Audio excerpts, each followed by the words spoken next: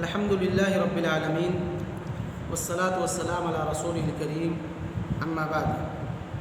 يقول المصنف رحمه الله: بل يؤمنون بأن الله سبحانه ليس كمثله شيء وهو السميع البصير. مصنف رحمہ اللہ فرما رہے ہیں بل یؤمنون، ای یؤمنون اس بات کی تصدیق کرتے ہیں، اس بات کی اقرار کرتے ہیں. کون ہے جو اس بات کی تصدیق کرتے ہیں، اقرار کرتے ہیں؟ اہل السنہ والجماعہ. تو اصل عبارت ہوگی یقر اہل السنہ والجماعہ او یصدق اہل السنہ والجماعہ بذلک اقرارا و تصدیقا. کس بات کی؟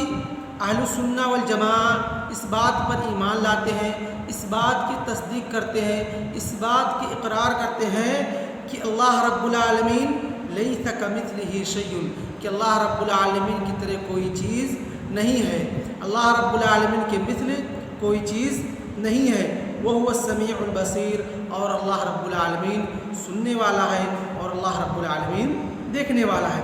تو اللہ رب العالمین نے اس آیت کے اندر، یا مصنف رحمہ اللہ اس آیت کو ذکر کر کے یہاں پر یہ کہنا چاہتے ہیں کہ اہل السنہ والجماعت جو ہے یہ اللہ رب العالمین کی مثلیت کا، اللہ رب العالمین کی مثلیت کی انکار کرتے کہ اللہ رب العالمین کے مثل کوئی چیز نہیں ہے، جیسا کہ اللہ رب العالمین نے قرآن مقدس کے اندر خود ہی کہا لیس کمثلہ شیء. اور اسی طریقے سے اہل السنہ والجماعہ اس بات کی تصدیق کرتے ہیں اور اس بات کو مانتے ہیں وہو السمیع البصیر، کہ اللہ رب العالمین کی ذات کیا ہے؟ سننے والی ہے، اور اللہ رب العالمین کی ذات کیا ہے؟ دیکھنے والی ہے. تو یہاں پر کوئی بھی چیز آپ کو ثابت کرنی ہے تو آپ سب سے پہلے کیا کرتے ہیں؟ اس کی نفی لاتے ہیں، اس کی نفی لاتے ہیں. نفی لانے کے بعد اگر کسی چیز کی اس بات کی جائے تو وہ کیا ہوتی ہے؟ وہ ابلغ ہوتی ہے. جیسے کہ یہاں پر اللہ رب العالمین نے کہا، پہلے اللہ رب العالمین نے کیا کہا؟ اللہ رب العالمین نے اپنی مثلیت کا انکار کیا. کیا کیا؟ اللہ رب العالمین نے اپنی مثلیت کا انکار کیا کہ اللہ رب العالمین کے مثل کوئی بھی چیز نہیں ہے، اللہ رب العالمین کے مثل کوئی چیز نہیں ہے. اس کے بعد اللہ رب العالمین نے اپنی دو صفت کو ثابت کیا، ایک صفت سمع کو اور دوسرے صفت بصر کو. یعنی اللہ رب العالمین نے یہاں پر کیوں ایسا کیا؟ یعنی جب اللہ رب العالمین نے ارادہ کیا کہ اپنی صفت سمع کو، اپنے صفت بصر کو ثابت کریں، قرآن کے اندر بتلائیں، تو اس سے پہلے اللہ رب العالمین نے کہا لیس کمثلہ شیء، لیس کمثلہ شیء. اللہ رب العالمین نے کہا کہ اس کے مثل کوئی چیز نہیں ہے. کیوں؟ کیونکہ یہ اس بات کرنے کا ابلغ اور بہتر اور حسن طریقہ ہے، کوئی بھی چیز منوانے کا ہے، بتانے کا، کہ اللہ رب العالمین نے پہلے اپنی تمام چیزوں کی نفی کر دی، اس کے بعد کہا کہ اللہ رب العالمین سننے والا ہے اور دیکھنے والا ہے. اور یہاں پر جو اللہ رب العالمین نے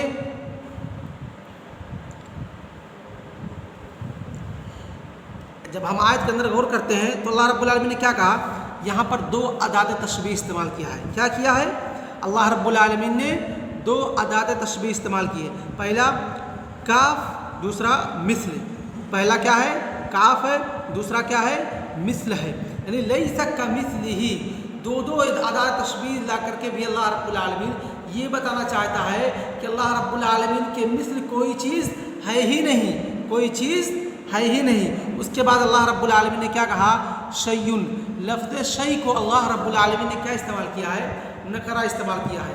اور ہم لوگوں کو یہ معلوم ہے کہ جب نکرہ نفی کے سیاق میں آتا ہے تو کس چیز پر دلالت کرتا ہے؟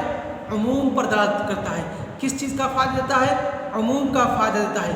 اس سے عام بات سمجھ میں آتی ہے. یعنی لیس کمثلہ شیء، اللہ رب العالمین کے مثل کوئی چیز ہے ہی نہیں، اللہ رب العالمین کی مثل کوئی چیز ہے ہی نہیں. یہ رد ہے ان مشبہہ پر جو اللہ رب العالمین یا ممثلہ پر جو اللہ رب العالمین کی مثلیت ثابت کرتے ہیں اور اللہ رب العالمین کے صفات کو بندوں کی صفات کے مثل قرار دیتے ہیں یا مشابہ قرار دیتے ہیں. اور دوسری چیز، اگر ہم اللہ رب العالمین کی مثلیت ثابت کرنے لگے تو اس سے کیا ہوگا؟ بہت بڑی خرابی پیدا ہوگی، بہت بڑی خرابی پیدا ہوگی۔ اللہ رب العالمین کی ذات کیا ہے؟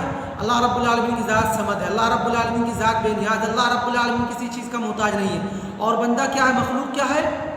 وہ ہر چیز کی محتاج ہوتی ہے، وہ ہر چیز کی محتاج ہوتی ہے۔ جب ہم ایک ناقص چیز کی مثل ایک ایسے چیز مثلیت قرار دینے لگتے ہیں یا تشبیہ دینے لگتے ہیں یا مماثل قرار دینے لگتے ہیں ایسی چیز سے جو کسی چیز کا محتاج نہیں ہوتا ہے، تو گویا کہ وہ چیز بھی اس کے اندر بھی نقص ہے، اس کے اندر بھی کمی ہے۔ اس لیے ہم کو اللہ رب العالمین کی مثلیت، اللہ رب العالمین کے مشابہ کسی بھی چیز کو قرار دینے سے منع کیا گیا ہے۔ اور دوسری چیز کہ اللہ رب العالمین کی ذات بے نیاز ہے، اور جب ہم کوئی ایسی چیز ہو جو ہر چیز میں کمال تک پہنچی ہوئی ہو اور اس کی تشبیہ ہم اس سے اونچی کوئی چیز ہے ہی نہ، تو کیا کرتے ہیں؟ اگر ہم اس کی تشبیہ کسی دوسری چیز سے دینے لگتے ہیں تو گویا کہ ہم اس چیز کے اندر کیا کرتے ہیں؟ نقص پیدا کرنے لگتے ہیں، گویا کہ ہم اس چیز کے اندر نقص پیدا کرنے لگتے ہیں۔ مثال کے طور پہ سمجھیے، شاعر کیا کہتا ہے؟ الم ترى ان السيف ينقص قدره اذا قيل ان السيف امضى من العصا، کہ کیا تم لوگ نہیں دیکھتے ہو کہ سیف تلوار اس کی قدر و قیمت کم ہو جاتی ہے؟ کب کم ہو جاتی ہے؟ اذا قیل، جب اس کے تعلق سے کہا جائے ان السیف، کہ تلوار لاٹھی سے یا ڈنڈے سے یا عصا سے زیادہ تیز ہے، زیادہ تیز ہے۔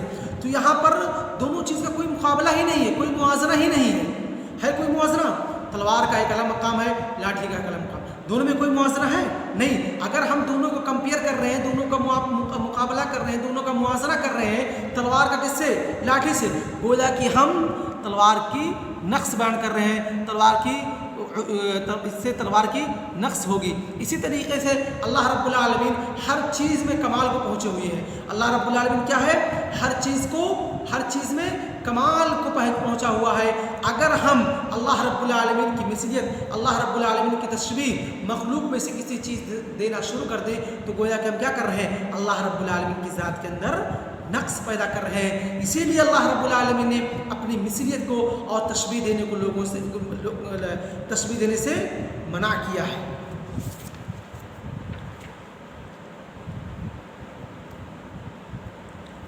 تو یہ جو آیت ہے لیس کمثلہ شیء، کہ اللہ رب العالمین کے مثل کوئی چیز نہیں ہے، رد صریح علی الممثلہ الذین یثبتون ان اللہ سبحانہ وتعالی لہ مثیل، کی آیت صریح طور پر، واضح طور پر ان ممثلہ پر رد ہے جو اللہ رب العالمین کی کیا ہے؟ مثلیت قرار دیتے ہیں کہ اللہ رب العالمین فلاں فلاں چیز کے مثل ہے۔ اس کے بعد اللہ رب العالمین نے کیا کہا؟ پہلے اللہ رب العالمین نے تمام چیزوں کی نفی کر دی کہ اللہ رب العالمین کی مثل کوئی نہیں ہے۔ جس طریقے سے اللہ رب العالمین نے کہا لا الہ الا اللہ، لا الہ الا اللہ، پہلے اللہ رب العالمین نے کیا کیا؟ تمام معبودان باطلہ کی نفی کر دی، دنیا کے اندر کوئی معبود ہے ہی نہیں، لا الہ کوئی ہے ہی نہیں معبود، حقیقی معبود عبادت لا کوئی ہے ہی نہیں۔ اس کے بعد الا اللہ جب لے کر کے آیا اللہ رب العالمین تو کیا ہوتا ہے؟ یہ ابلغ ہوتا ہے، اس کو کیا کہتے ہیں؟ حصر کا فائدہ دیتا ہے۔ یہ کوئی بھی چیز نفی اور اس بات سے ہم جب ثابت کرتے ہیں تو وہ چیز جس چیز ہم ثابت کر رہے ہیں اس کے ثابت کرنے میں کیا ہوتا ہے؟ یہ ثابت کرنے کا ایک ابلغ اور بہتر طریقہ ہے۔ تو اللہ رب العالمین نے کہا وَهُوَ السَّمِيعُ الْبَصِيرُ، کہ اللہ رب العالمین کی ذات کیا ہے؟ سننے والی ہے۔ فَأَثْبَتَ سُبْحَانَهُ وَتَعَالَى لِنَفْسِهِ السَّمْعَ وَالْبَصَرَ، تو اللہ رب العالمین نے کیا کیا؟ اپنے لیے صفت سمع کو اور صفت بصر کو ثابت کیا،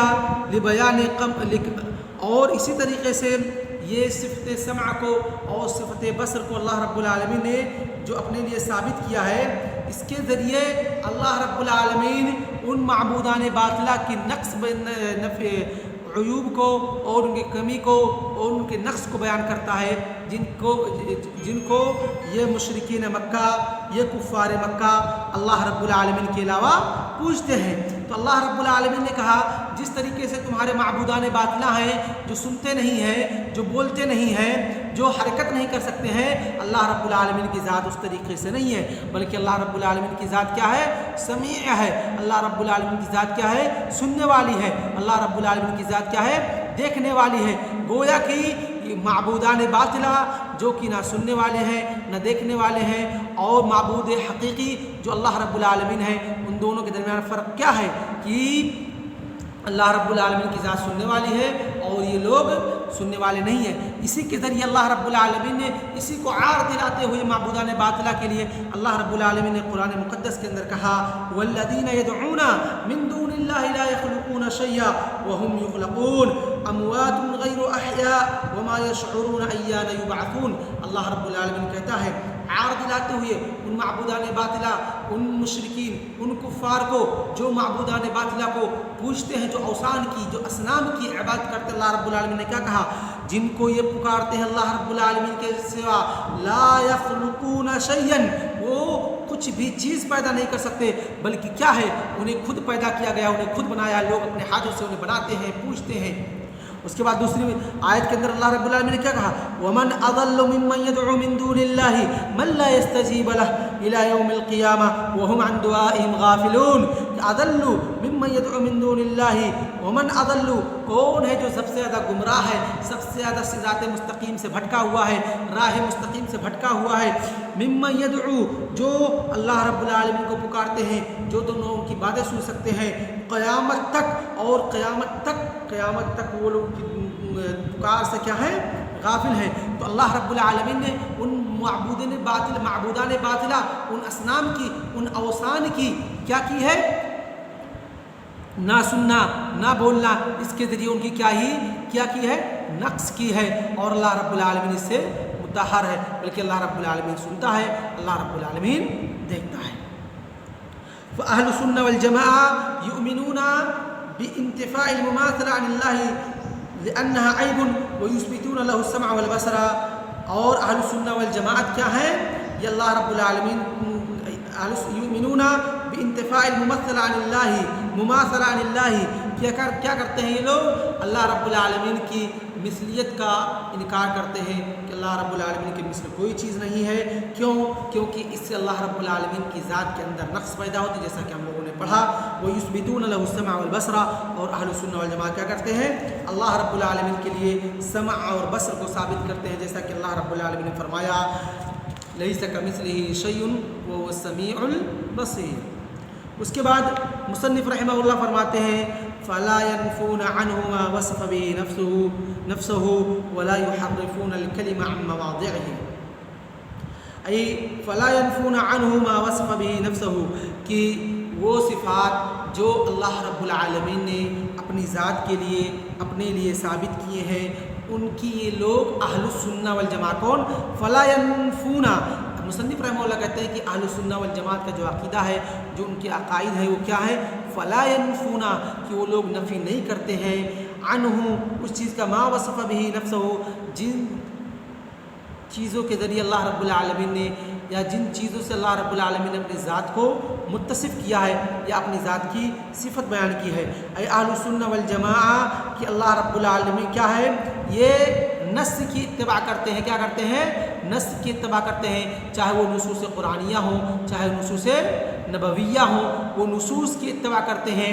اگر اللہ رب العالمین نے اپنی صفت کو ثابت کیا ہے نصوص کے اندر تو وہ مانتے ہیں، اگر وہ نصوص جو قرآن و سنت سے ثابت نہیں ہے تو ان کی نفی کرتے ہیں۔ ایسا نہیں ہے کہ وہ صفات، چاہے صفات ذاتیہ ہوں، چاہے صفات فعلیہ ہوں اللہ رب العالمین کے، اور اللہ رب العالمین نے ان کو اپنی کتاب کے اندر ثابت کیا ہے یا سنت نبویہ کے اندر وہ ثابت ہے، تو اہل سنہ والجماعہ کیا کریں؟ اس کی نفی کریں، بلکہ ایسا ہرگز نہیں ہے، بلکہ وہ اللہ رب العالمین کے دونوں صفت کو مانتے ہیں، چاہے صفات ذاتیہ ہوں چاہے صفات فعلیہ ہوں۔ صفات ذاتیہ اور صفات فعلیہ کسے کہتے ہیں؟ صفات ذاتیہ وہ صفت جس سے اللہ رب العالمین ہمیشہ متصف رہتا ہے۔ کیا ہے؟ اللہ رب العالمین کی ذات اس سے ہمیشہ متصف رہتی ہے۔ ما زال ولا يزال ان اللہ سبحانہ وتعالی ماذا يكون متصفا بهذه الصفة، کہ اللہ رب العالمین یعنی ازل سے لے کر کے ابد تک ہمیشہ ان صفات سے کیا ہوتا ہے، ان چیزوں سے کیا ہوتا ہے، متصف رہتا ہے۔ اور صفات فعلیہ ان اللہ سبحانہ وتعالی یتصف به متی شاء وکیف شاء، کہ اللہ رب العالمین صفات فعلیہ وہ ہے جن سے اللہ رب العالمین جب چاہتا ہے، جیسے چاہتا ہے متصف ہوتا ہے۔ تو یہ ہے صفات فعلیہ۔ مصنف رحمہ اللہ کہتے ہیں وصف به نفسہ، کہ اللہ رب العالمین نے اپنے لیے جو صفات کو ثابت کیا، چاہے وہ صفت ذاتیہ ہو چاہے وہ صفت فعلیہ ہو، اہل سنہ والجماعہ کیا کرتے ہیں، اس کی نفی نہیں کرتے ہیں۔ ولا یحرفون الکلم عن مواضعہ، اور اسی طریقے سے کلمہ یا کلام جو ہے اس کو اس کی اصل جگہ سے، اس کو اس کے اصل مقام سے پھیرتے نہیں ہے، اس کو اس کے اصل جگہ سے، اصل مقام سے، یعنی جو اس کا معنی ہے، جو اس کا مراد ہے، جو یا مراد لیا گیا ہے، اس کو اس کے اصل معنی سے پھیرتے نہیں ہیں۔ تو کلم جو ہے یہ کلمہ کی جمع ہے جس کے معنی ہوتے ہیں یراد به کلام اللہ و کلام رسولہ، ای لا یحرفون کلام اللہ ولا کلام رسولہ عن مواضعہ، کہ نہ تو اللہ رب العالمین کے کلام کو اور نہ ہی اس کے رسول محمد عربی صلی اللہ علیہ وسلم کے کلام کو، جو اس کا ظاہری معنی ہے، جو اس کا مقصود ہے، اس کو اس کے مقصود سے، اس کے معانی سے کیا کرتے ہیں، پھیرتے نہیں ہیں۔ جس طریقے سے اللہ رب العالمین نے کہا تبارک الذی بیدہ الملک وہو علی کل شیء قدیر، بابرکت ہے وہ ذات جس کے ہاتھ میں تبارک الذی بیدہ الملک وہو علی کل شیء قدیر، اللہ رب العالمین بابرکت ہے وہ ذات جس کے ہاتھ میں بادشاہت ہے، ملکیت ہے، اور اللہ رب العالمین تمام چیزوں پر کیا ہے، قادر ہے۔ تو اہل سنہ والجماعہ یہاں پر اللہ رب العالمین نے کیا کیا، اپنے لیے صفت ید کو ثابت کیا، جو صفت ذات میں سے ہے، صفت ذاتیہ میں سے، ید کیا ہے، صفت ذاتیہ میں سے ہے۔ اللہ رب العالمین ہمیشہ اس سے متصف رہتا ہے، اللہ رب العالمین سے وہ جدا نہیں ہو سکتے۔ تو کہتے ہیں کہ یہاں پر کیا کیا، اہل سنہ والجماعہ جو ہوتے ہیں وہ یہاں پر ید سے مراد ید لیتے ہیں، اس کے ظاہری معنی کو لیتے ہیں، مشبہہ کی طرح یا معطلہ کی طرح نہیں ہے، یا ممثلہ کی طرح نہیں ہے، جو اللہ رب العالمین کے ہاتھ کو بندوں کے ہاتھ کی طرح ثابت کرتے ہیں، مثلیت قرار دیتے ہیں، یا مشبہہ جو اللہ رب العالمین کے ہاتھ کو تشبیہ دیتے ہیں فلاں کے ہاتھ کی طرح، یا معطلہ جو اللہ رب العالمین کے لیے صفت ہی کو ثابت نہیں کرتے، انکار کرتے ہیں اور کہتے ہیں کہ یہاں پر ہاتھ سے مراد ہاتھ نہیں ہے بلکہ کیا ہے، قدرت ہے یا طاقت ہے۔ تو اہل سنہ والجماعہ بالکل اس طریقے سے نہ تو مشبہہ کی طرح ہے، نہ تو معطلہ کی طرح ہے، نہ تو ممثلہ کی طرح ہے، بلکہ کیا ہے، ہم یقرون صفات اللہ سبحانہ وتعالی کما ورد فی النصوص سواء کان ورد فی القرآن او سواء کان ورد فی السنہ، جیسا کہ اللہ رب العالمین نے کہا بل یداہ مبسوطتان، کہ اللہ رب العالمین کے دونوں ہاتھ کیا ہیں، کھلے ہوئے ہیں۔ تو جو اہل سنہ والجماعہ ہیں یہ حقیقی طور پر اللہ رب العالمین کے لیے ہاتھ کو ثابت کرتے ہیں، بغیر اس کی کیفیت بیان کرے ہوئے، بغیر اس کی مثلیت بیان کرے ہوئے، اور بغیر اس کے معنی کو تعطیل کیے ہوئے کہ یہاں پر اس کا معنی یہ نہیں ہے بلکہ دوسرا ہے۔ اور جو لوگ اللہ رب العالمین کے کلام کو یا رسول کے کلام کو جو صفت سے تعلق رکھتے ہیں اس کے معنی کو پھیر کر کے دوسرے معنی کی طرف لے جاتے ہیں، اللہ رب العالمین فرماتا ہے کہ وہ یہود و نصارہ کی طرح ہیں۔ وَمِنَ الَّذِينَ هَادُوا يُحَرِّفُونَ الْكَلِمَ عَن مَّوَاضِعِهِ، اور کون لوگ تھے جو نصوص کی بے جا تعویل کرتے تھے، نصوص کو اس کے اصل معنی سے بھٹکا کر کے غیر مرادی معنی کی طرف لے جاتے تھے۔ کون تھے؟ ہادو، وہ یہودی تھے، یحرفون الکلم عن مواضعہ، جو کہ کلام کو، اللہ کے کلام کو اور اس کے رسول کے کلام کو اس کے حقیقی معنی سے پھیر کر کے بلکہ دوسری معنی کی طرف لے جاتے تھے، جن کے بارے میں اللہ رب العالمین نے کہا مغضوب علیہم، کہ اللہ رب العالمین پر، اللہ رب العالمین غضب ان پر نازل ہوا، والمغضوب ہے اللہ رب العالمین کے نزدیک۔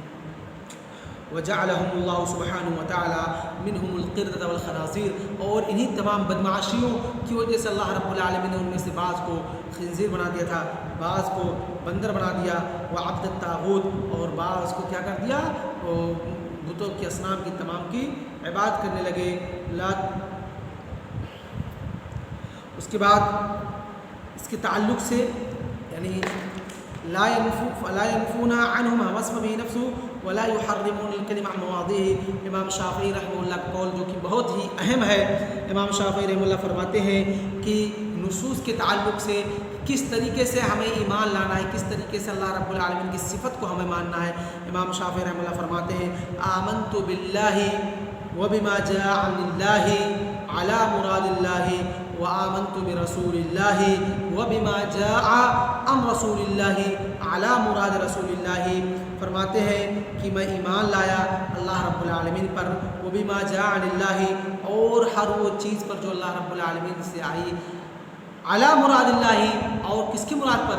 اللہ رب العالمین کی مراد پر۔ یہ نہیں کہ اس کے اصل معنی سے پھر کر کے دوسری معنی کی طرف لے کے جانا، نہیں، ایسا بالکل نہیں ہے۔ کہتے ہیں وآمنت برسول اللہ وبما جاء عن رسول اللہ وعلی مراد رسول اللہ صلی اللہ علیہ وسلم، کہ میں اللہ کے رسول صلی اللہ علیہ وسلم پر ایمان لایا، اور کس طریقے سے؟ اور ان چیزوں پر ایمان لایا جو اللہ کے رسول صلی اللہ علیہ وسلم سے ثابت ہیں، اور کس طریقے سے، اور اسی مراد پر وہی معنی سمجھتے ہوئے جو اللہ کے رسول صلی اللہ علیہ وسلم بتانا چاہتے تھے، یا نصوص کا جو ظاہری معنی ہے، یعنی اس کو اس کے حقیقی معنی سے پھیرنا نہیں ہے۔ تو یہ بہت ہی اہم چیز یا اہم بات امام شافعی رحمہ اللہ کی ہے، اس کو ہم آپ لوگوں کو ہمیشہ ذہن میں رکھنا چاہیے کہ کس طریقے سے ہمیں نصوص پر ایمان لانا ہے، اور خاص کر کے اللہ رب العالمین کی جو نصوص اللہ رب العالمین کی اسماء و صفات سے تعلق رکھتی ہیں، ہم کو ان کو پھیرنا نہیں ہے، بلکہ کیا کہنا ہے؟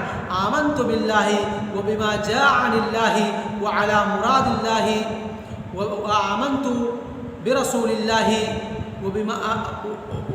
وبما جاء عن رسول اللہ وعلى مراد اللہ، وصلی اللہ علی نبینا محمد وعلى آلہ وصحبہ اجمعین۔